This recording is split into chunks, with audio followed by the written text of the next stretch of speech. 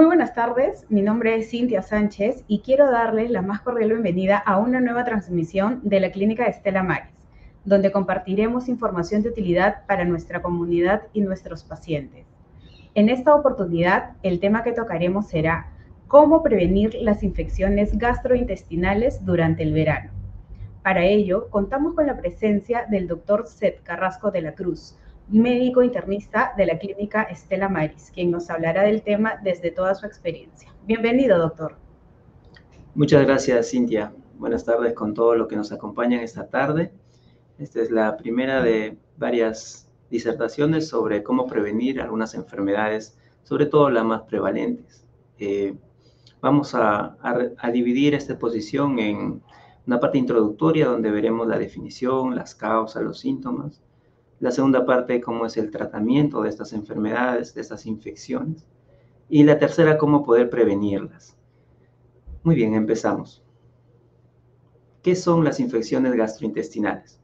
Bueno, son infecciones causadas por agentes patógenos, muchos de ellos que inflaman el tubo digestivo, sobre todo la parte del estómago y del intestino, delgado y grueso. Por eso se llama gastrointestinal. Siguiente, por favor.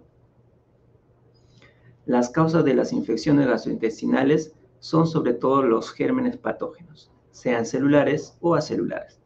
Dentro de los celulares, los más característicos son los virus, que son los más frecuentes. También tenemos a las bacterias y los parásitos, ¿no? Dentro de ellos están los protozoarios y los helmintos.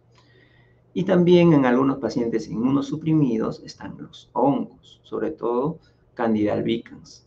Pero también tenemos algunas otras toxinas, priones, etcétera, que también pueden causar infecciones gastrointestinales.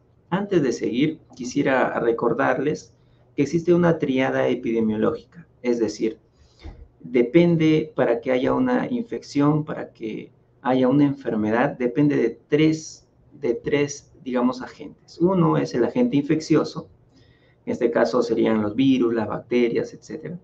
Dos es el huésped, es decir, la persona o el animal que va a sufrir la enfermedad. Y tres es el ambiente.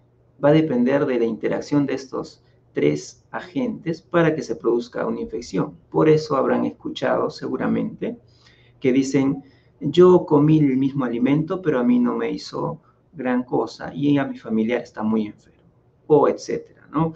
O lo comí en tal lugar, etcétera. ¿Por qué? Porque depende del agente infeccioso, qué tipo es, cómo se comporta. Depende del huésped, cómo está su defensa, si está desnutrido, está fuerte, tiene alguna enfermedad crónica, tiene las defensas bajas, tiene VIH, etc. Y también depende del ambiente.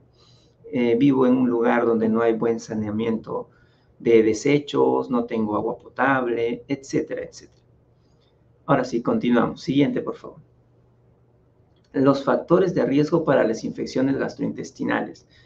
Sobre todo, las infecciones gastrointestinales aumentan durante el verano. ¿Por qué motivo? Porque existe menor cantidad de agua, hay más deshidratación, necesitamos más agua para hidratarnos, producto del calor, y también porque los gérmenes proliferan más debido a que los alimentos se descomponen con mayor facilidad y más rápidamente. Los factores de riesgo son no lavarse las manos. Las manos están llenas de gérmenes, así nos lavemos, pero lavándonos disminuimos en gran medida, se dice que en un 30% la posibilidad de infectarnos. Comer en lugares insalubres, generalmente en la vía pública, en lugares de no muy buena procedencia de alimentos, de la calidad de las instalaciones, etc. Consumir alimentos en mal estado o contaminados. Aquí importa mucho cómo preservamos nuestros alimentos, ¿no? Los alimentos deben ser refrigerados para que puedan durar un poco más sin deteriorarse, sin corromperse. O están contaminados, es decir, se regaron con aguas hervidas, no hubo un buen manejo del embolsamiento, de los desechos en los cuales fueron transportados, etc. O poca higiene en la preparación de alimentos o mal cocidos. Sobre todo aquí son los alimentos de origen animal, las carnes, el pollo, los pescados, si están mal cocidos, existen muchos gérmenes que van a infectarnos. No consumir suficientes líquidos seguros, es decir, agua potable o embotellada. En el agua existen muchos gérmenes que se proliferan y se distribuyen en todos lugares. Entonces hay que tener mucha precaución en consumir agua embotellada o clorada o hervida, agua potable. Pésimo sistema de almacenamiento y conservación de alimentos, lo que decíamos. A veces no sabemos cómo guardar los alimentos o desinfectarlos. Pésimo sistema de tratamiento de los desechos. Los basureros, los retretes, las alcantarillas, etcétera, donde se pueden acumular estos desechos y producir una proliferación de gérmenes muy rápidamente. Siguiente, por favor. ¿Cuáles son los síntomas de las infecciones gastrointestinales? Los síntomas más comunes es la diarrea.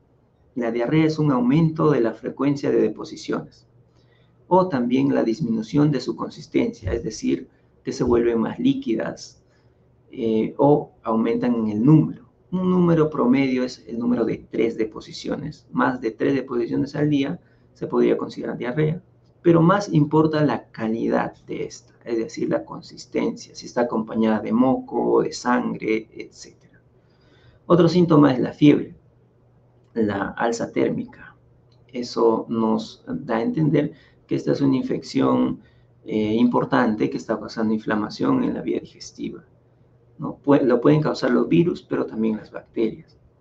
El dolor abdominal. Generalmente es un dolor difuso, tipo cólico, tipo retortijón, que es a predominio epigástrico, es decir, superior, y a predominio mesogástrico, es decir, periumbilical. También puede haber náuseas y llegar al vómito. La deshidratación es otro síntoma importante, ¿no?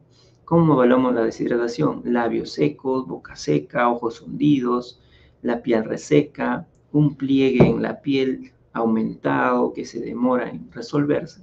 Son signos de deshidratación.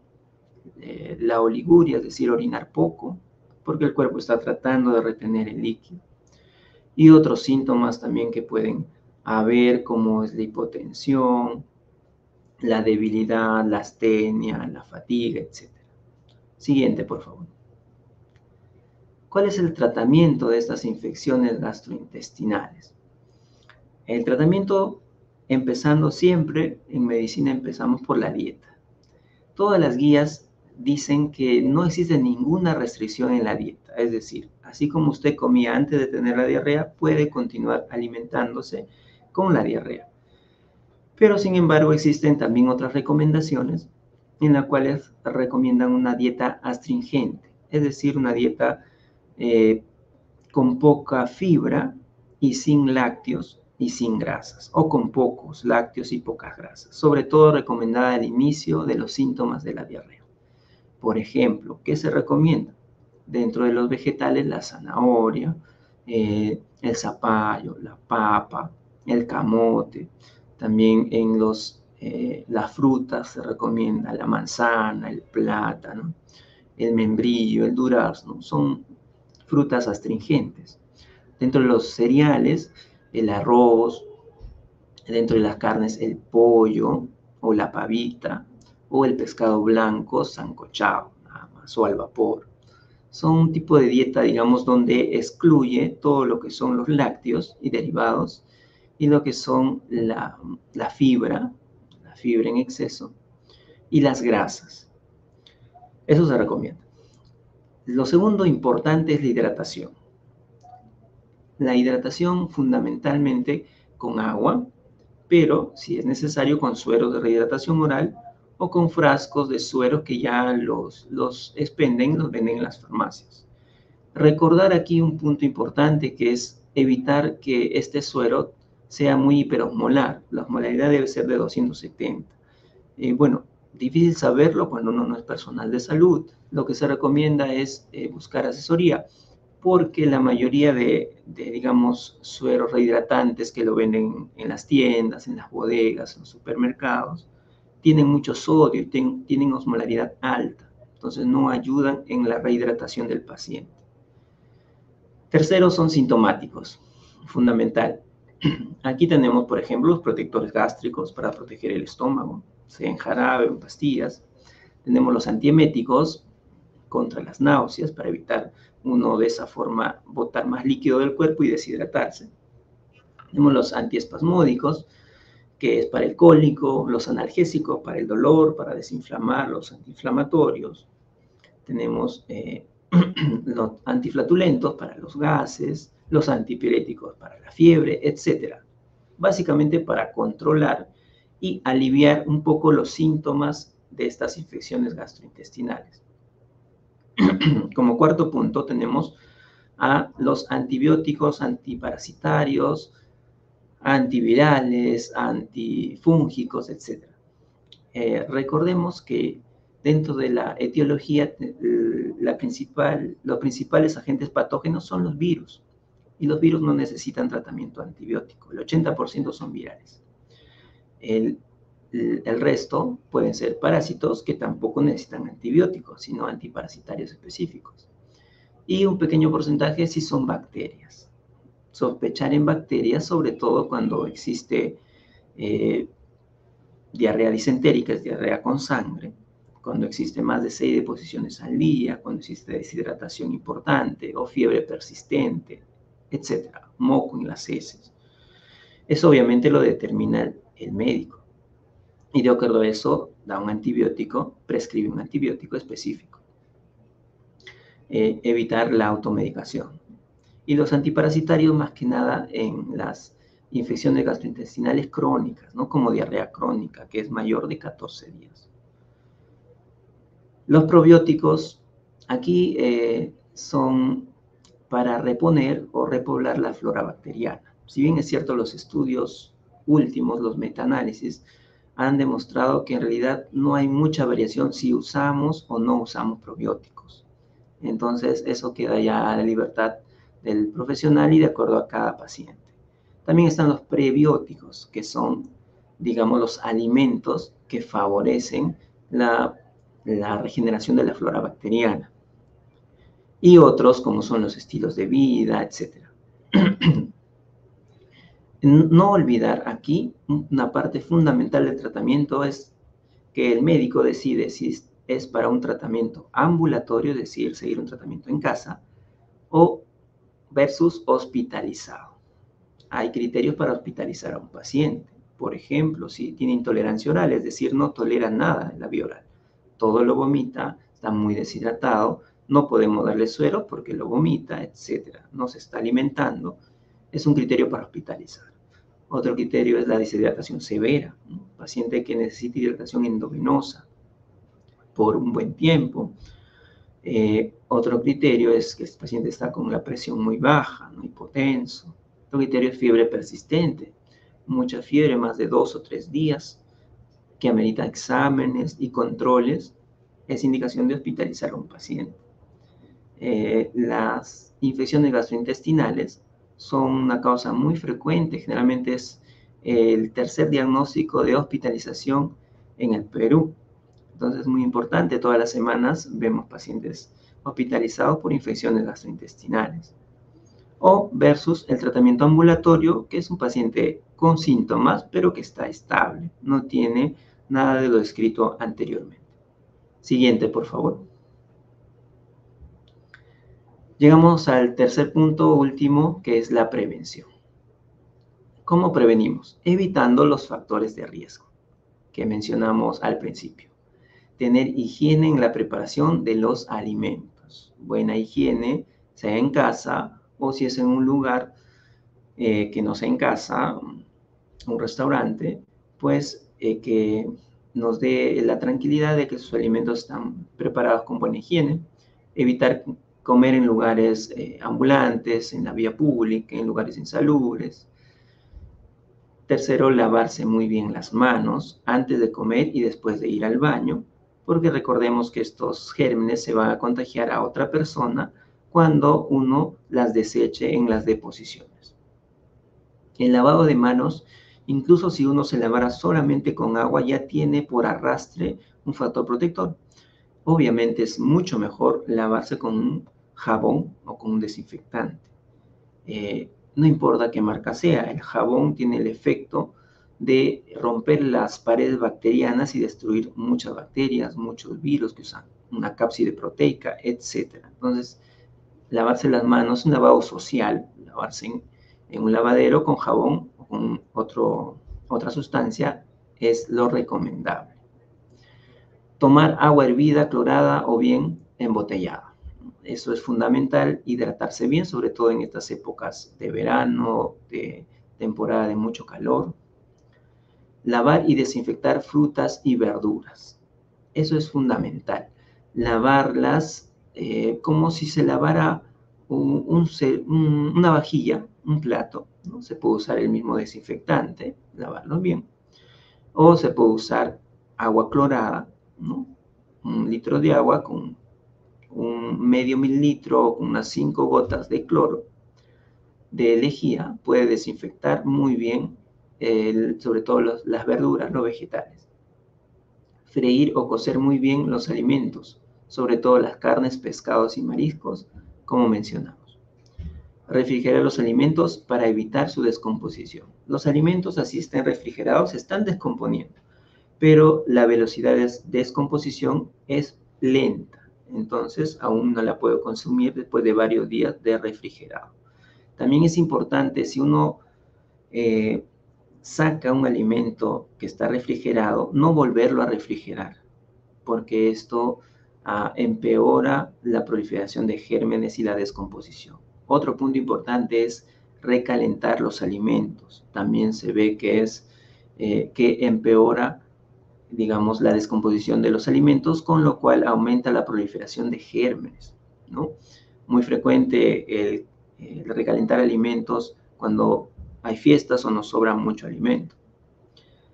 Otro es evitar, en cuanto al huevo, el huevo se recomienda, por ejemplo, no lavarlo, porque tiene algunos poros por los cuales puede introducirse los gérmenes externos hacia el interior. Último punto es un buen saneamiento de desechos, ¿no? Tener buenos tachos de basura con bolsas herméticamente cerradas para evitar la proliferación de gérmenes, etc. Siguiente, por favor. Las conclusiones a las que llegamos después de abordar en forma general estas infecciones gastrointestinales es que son muy frecuentes y en su mayoría se pueden evitar. Si educamos a los demás y a nosotros mismos, sobre todo concientizarnos y cumplir para evitar los factores de riesgo y adoptar las medidas preventivas, evitaremos muchas infecciones gastrointestinales. Tercero es evitar la automedicación. Acudir al médico prontamente para la evaluación y tratamiento oportuno. Eso va a garantizar una evolución favorable en los casos de infecciones gastrointestinales. Siguiente, por favor. Una frase que a mí me gusta mucho es: siempre cuidemos nuestra salud física, como de las infecciones gastrointestinales o de cualquier otra enfermedad física, orgánica, somática. También cuidemos nuestra salud mental, que es muy importante para tener una buena salud física. Y lo último es que no solo somos materia, sino también espíritu. Cuidemos nuestra salud espiritual. De esa forma tendremos una vida más saludable, más tranquila y más feliz. Siguiente, por favor. Estoy atento a sus preguntas. Muchas gracias, doctor, por su interesante exposición. A continuación procederé a leer algunas preguntas que nos han realizado durante su intervención. Claro. Sí, la primera pregunta dice: ¿las infecciones gastrointestinales pueden causar complicaciones a largo plazo? Bien, sí, claro que sí.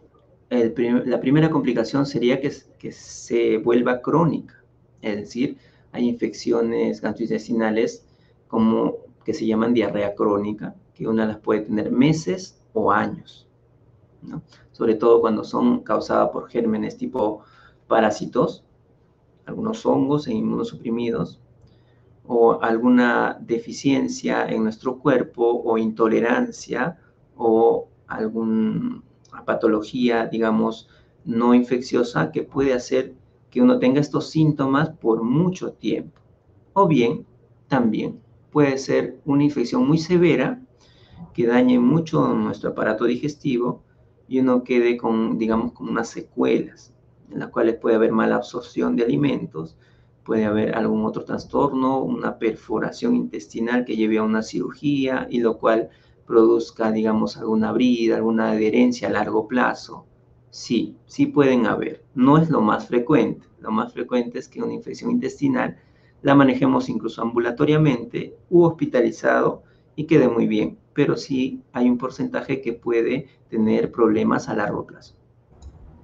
Ok, doctor, muchas gracias. Tengo otra pregunta. ¿Cuáles son los tratamientos que existen para combatir las infecciones gastrointestinales?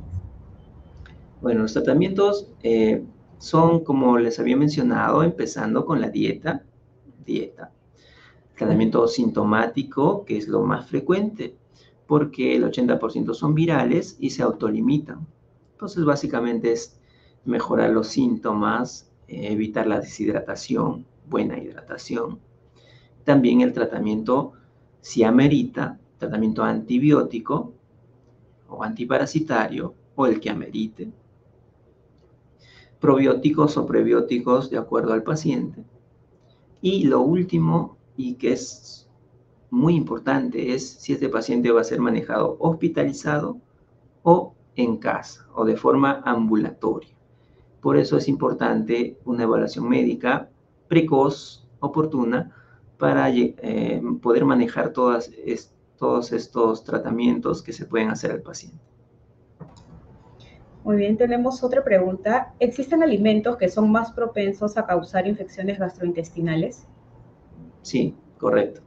Los alimentos que son de origen animal, las grasas, los alimentos que contienen mayonesa. La mayonesa se ha demostrado que proliferan muchos gérmenes, ¿no? Algunos tipos específicos que producen muchas molestias.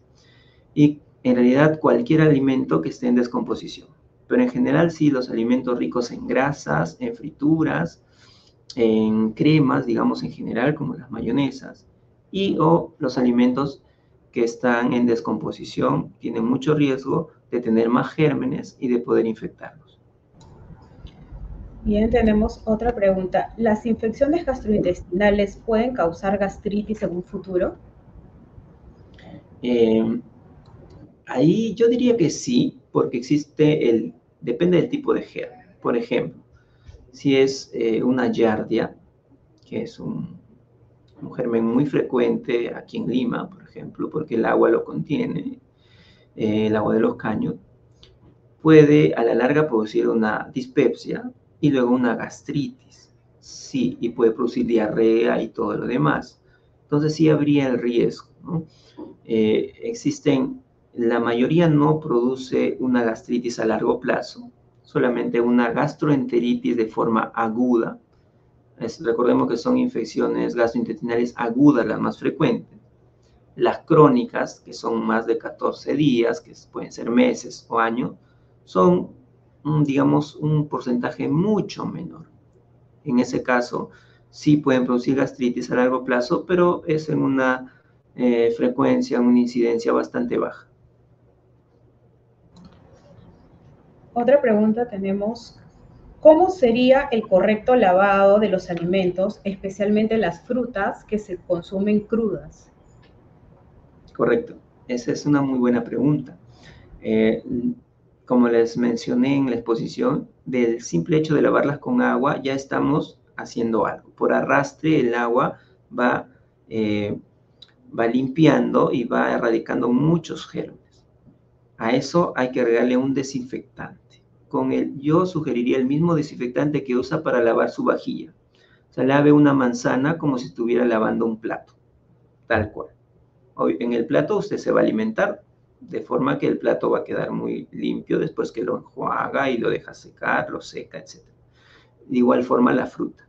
Después de usar el desinfectante, obviamente hay que enjuagar muy bien, secar la fruta o los vegetales también. Y si con eso cubriríamos un buen porcentaje de gérmenes. Aún un paso más, podemos usar agua con lejía o agua clorada, ¿no? 1 litro de agua podemos usar medio centímetro cúbico o podríamos ir 5 a 8 gotas de lejía. Algunos recomiendan mucho menos, incluso con 3 gotas de lejía sería suficiente para desinfectar todas las frutas o verduras en 1 litro de agua. Obviamente ese litro de agua no va a servir para desinfectar 20 kilos de naranja, ¿no? Pero sí va a ayudarnos para 1 kilo de naranja, por ejemplo, ¿no? O para 1 kilo de manzanas. Entonces ya va a depender de cómo usemos, cuánto seamos en casa, etcétera. Pero esa sería la forma. El lavado, mejor si es con un desinfectante o con un lavavajillas. Y tercero, desinfectarlo en agua clorada.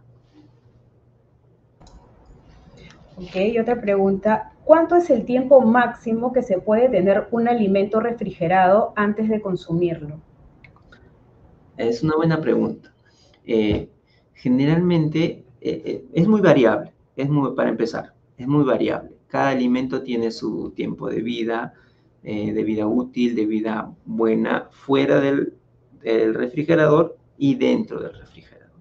Por ejemplo, si algo se congela, congelado completamente, hielo, puede durar hasta 3 meses en promedio. Algunos alimentos menos, algunos más. Si se refrigera, nada más es decir, a 4 grados de temperatura, ¿no? Que es un refrigerado normal, podría durar, dependiendo, 7 a 10 días es el promedio en general.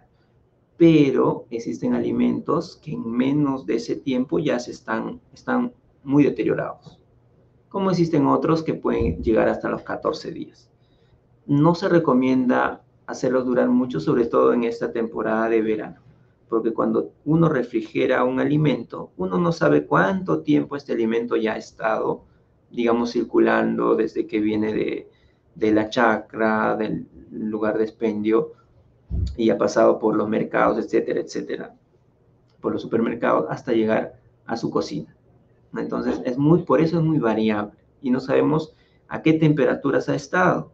O ha estado ya refrigerado, o ha estado expuesto al sol, o ha estado bajo sombra, etcétera, etcétera. Entonces, es muy variable. Yo sugeriría que refrigeremos por menos de una semana, o a lo mucho hasta 10 días. Pero 14 días me parecía un exceso, sobre todo en temporadas de verano. Muy bien, doctor. Tenemos una última pregunta. Dice, ¿los adultos mayores y los niños tienen mayor riesgo de padecer infecciones gastrointestinales? Cierto, correcto. Por varios motivos importantes. Voy a dar un par. Uno es la flora bacteriana. Los niños, sobre todo los más pequeños, aún no tienen desarrollada toda la flora bacteriana. La flora bacteriana son los gérmenes, las bacterias que nos defienden, que nos ayudan en el proceso de digestión. Va a depender si es un niño nació de parto normal o de cesárea, por ejemplo. El que nació de parto normal tiene más flora que un niño que nació por cesárea. Y así, etcétera. La dieta que consuman, etcétera, etcétera, etcétera. Entonces, sí, todavía está en formación su flora bacteriana. Segundo es que ellos no estaban expuestos a las infecciones. Aún son niños que recién están conociendo a todas las bacterias y gérmenes que existen, ¿no? Y que nos acompañan ya a los adultos. Entonces, por eso también están más expuestos, ¿sí? Más predispuestos. Y los ancianos, también por el mismo motivo, la flora bacteriana en un anciano se reduce bastante, producto del desgaste, de la mala absorción, de la deficiencia de algunas enzimas digestivas, la gastropatía que podría haber, etcétera, ¿no? Segundo es por el estado nutricional. Existe mucha desnutrición y anemia en nuestro Perú. Entonces, un anciano que no tenga la albúmina baja, las proteínas bajas, un IMC disminuido, etcétera, o las enfermedades crónicas que pueda tener, pues también bajan las defensas. Entonces, sí son más susceptibles a las infecciones gastrointestinales. Serían digamos, factores que sí las predisponen a hacer más infecciones. Doctor, muchas gracias por resolver las dudas de nuestros pacientes. Bueno, de esta manera hemos concluido con la transmisión de hoy. Les agradecemos por habernos acompañado Y también gracias al doctor Seth por compartir tan valiosa información con todos nosotros. Muchas gracias, Cintia. Hasta luego con todos los asistentes. Un gusto poder estar con ustedes. Gracias a usted, doctor. Y recuerden que para más información pueden agendar una cita con nuestros médicos ingresando a nuestra web que está apareciendo en pantalla. Nos vemos en una próxima oportunidad.